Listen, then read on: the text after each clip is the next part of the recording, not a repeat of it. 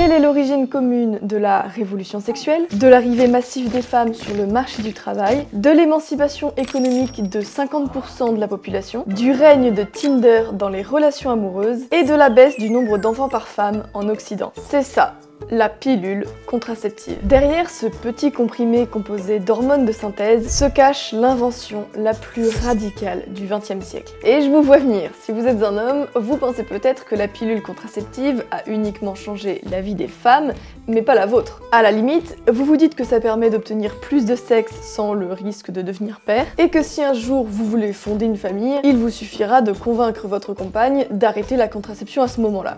Grosse erreur. C'est l'obstacle contre lequel l'homme moderne s'écrase au moment de fonder une famille. Et si vous êtes une femme, vous associez sûrement la pilule à la liberté. Grâce à elle, la maternité n'est plus une fatalité et vous pourrez profiter de la vie. Mais peut-être que c'est à cause de la pilule que vous et vos copines restez enfermées à broyer du noir toutes seules chez vous en swipant désespérément sur Tinder. Après 60 ans de discours utopistes sur la pilule, il est grand temps de montrer qu'elle a une face cachée et que dans beaucoup de cas, c'est non seulement positif, mais surtout vital d'arrêter de la prendre.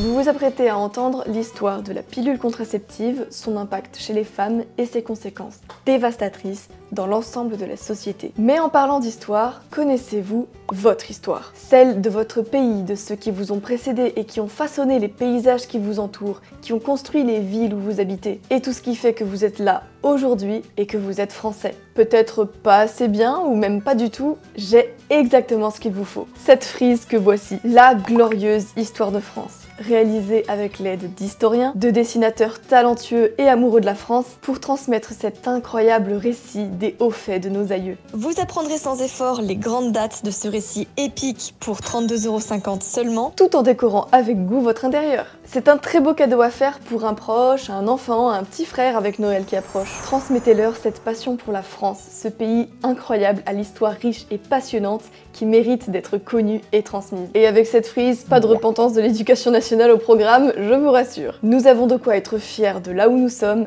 affichons-le dans nos foyers. Vous pouvez le commander dès à présent en cliquant sur le lien dans la description et en commentaire épinglé. Merci à historiographe.fr d'avoir sponsorisé cette vidéo.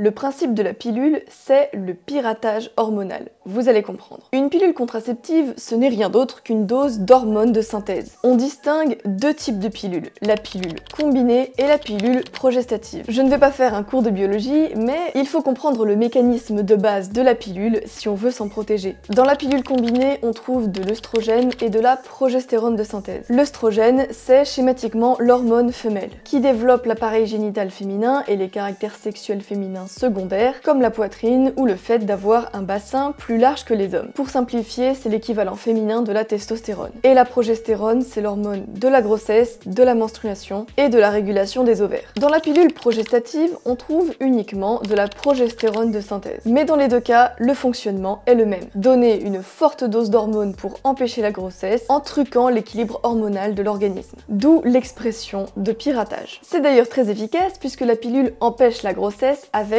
99% de succès. Le problème de ce piratage, c'est qu'il est tellement efficace qu'il a tendance à impacter brutalement toute une série de systèmes dans l'organisme qui n'ont rien à voir directement avec la grossesse. Et ce n'est pas nouveau. Beaucoup de femmes, depuis le début de la pilule dans les années 60, ont eu l'impression de subir des effets secondaires. Mais ceux-ci étaient relativement peu étudiés. Et quand des scientifiques se penchaient sur les effets secondaires de la pilule, le grand public restait finalement assez ignorant. Et le constat est assez accablant.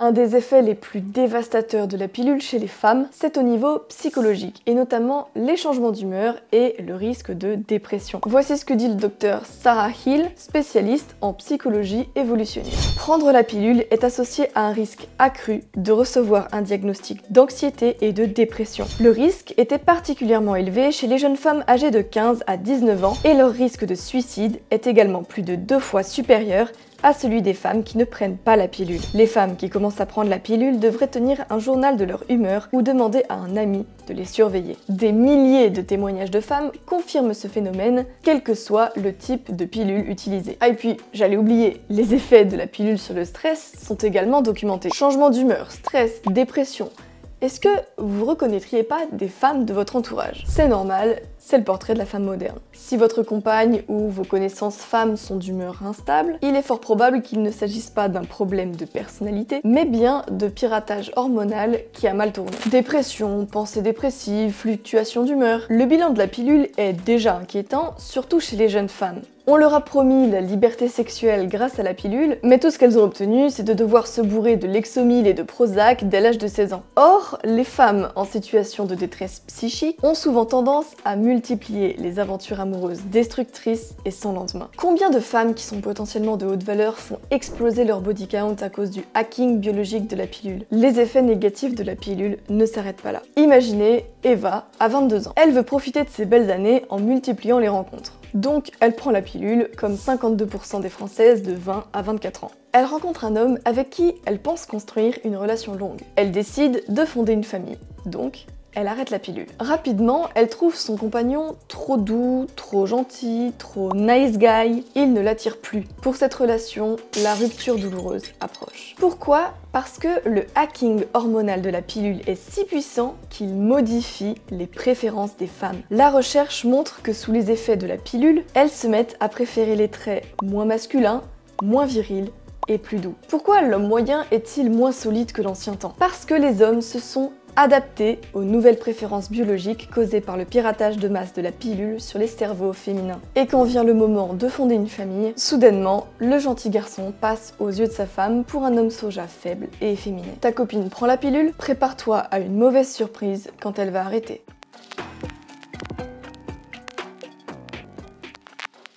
Mais surtout, sans la pilule, la femme moderne n'existe pas. La pilule, c'est ce qui a permis à des millions de femmes de ne pas payer les conséquences de leur mauvais choix de partenaire. Pour certaines, ce n'est pas l'objectif premier de la pilule, mais pour beaucoup d'autres, c'est bien l'utopie qu'elles poursuivent. Permettre aux femmes d'avoir une sexualité masculine. Dans toute l'histoire humaine jusqu'aux années 60, l'intimité physique amène immédiatement à la grossesse. Donc celle qui va s'ouvrir pour le premier bonhomme va en payer le prix. Avoir un gamin avec un loser ou finir mère célibataire. Mais avec ce petit comprimé magique, tout change. Une fille peut maintenant enchaîner les relations, doper son ego en faisant saliver tous les mecs qu'elle rencontre, et exploser son body count sans jamais avoir à en assumer les conséquences, et passer ses plus belles années à servir d'objet sexuel pour son entourage masculin. Et à 30 ans, fracassée par la dépression ou les relations instables, elle se range avec un gentil qui va partager sa maison et son salaire avec elle, et dont elle finira par divorcer quelques années plus tard. Et le pire, c'est qu'elles s'en plaignent. Tout le paradoxe des femmes est résumé dans la pilule. Elles défendent un objet qui permet aux femmes de remplacer la maternité par le sexe, avant de se plaindre qu'elles ne sont vues que comme des objets sexuels. Les femmes modernes, surtout dans la version féministe « je fais ce que je veux et personne n'a à me dire comment je dois mener ma vie »,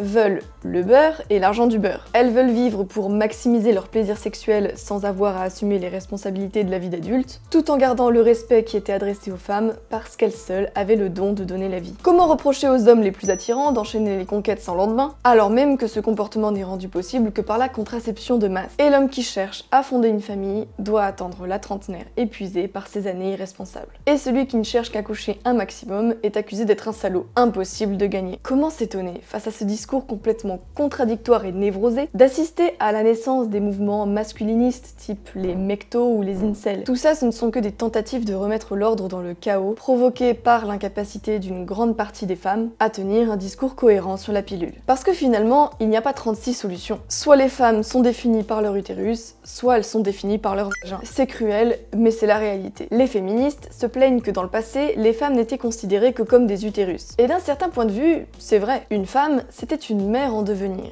C'était réducteur certes, mais au moins c'était clair. Et ça sous-entendait que la valeur d'une femme ne se réduisait pas à être une fille facile. À l'opposé, si la société ne considère la femme que comme un vagin sur pattes, alors forcément toutes les autres qualités féminines disparaissent, puisqu'elles n'ont aucune importance à côté de la satisfaction sexuelle qu'un homme va retirer d'une femme. Qu'est-ce que ça peut bien faire à un homme qu'une fille ait de la culture, une bonne personnalité, ou qu'elle ferait une excellente partenaire si la chose la plus importante dans sa vie, c'est de défendre la pilule, c'est-à-dire un objet qui renvoie le signal très clair, je veux coucher un max sans conséquence.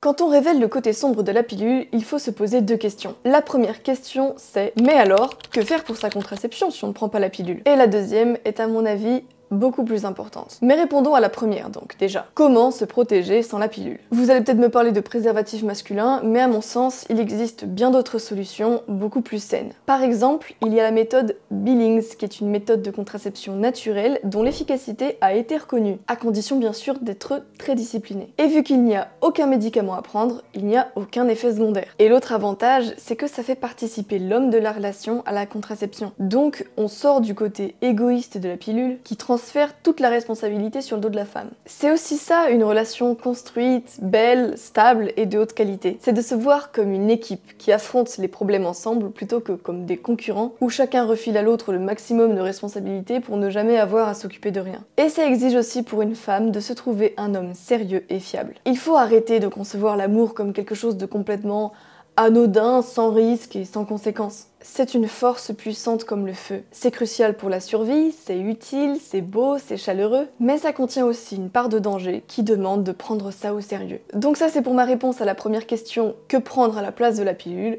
Eh bien, tes responsabilités. Mais ça ne règle pas le problème plus global, de l'impact de la contraception sur le rôle de la femme et de l'homme dans la société. La deuxième question c'est: pourquoi se protéger? Ou plutôt, se protéger de quoi exactement? C'est normal de se protéger d'une maladie, d'une menace ou d'un danger. Mais quand on dit que la pilule protège, on pense à une grossesse, donc à un enfant. C'est déjà très grave de parler d'un enfant comme d'une maladie, d'une menace ou d'un danger. Bien sûr qu'une grossesse qui arrive au mauvais moment peut être très difficile à gérer. Et c'est justement pour ça, au cas où la contraception ne marche pas, il vaut mieux pour une femme offrir son intimité à un partenaire de valeur et pas au premier beau parleur qui passe. Mais si on considère qu'un enfant c'est une malédiction contre laquelle il faut accepter de se droguer, au point de devenir dépressif, comment peut-on s'étonner que le climat des relations hommes-femmes soit devenu aussi pourri, ou encore que la France a atteint son plus bas niveau de naissance depuis 1946. Que vous soyez un homme ou une femme de ma génération, vous avez besoin d'entendre quelque chose. Et je parie que personne ne vous l'a jamais dit. Si vous n'êtes pas prêt à assumer une grossesse avec la personne qui partage votre vie, alors elle n'est pas faite pour vous.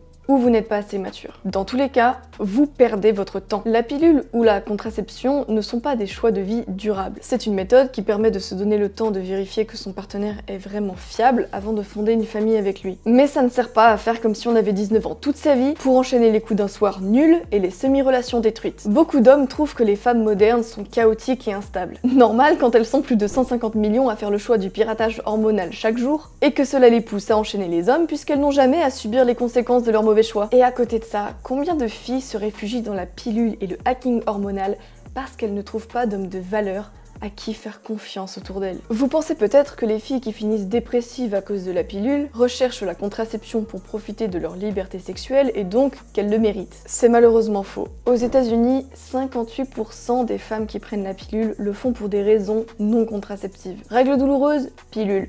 Acné? Pilule.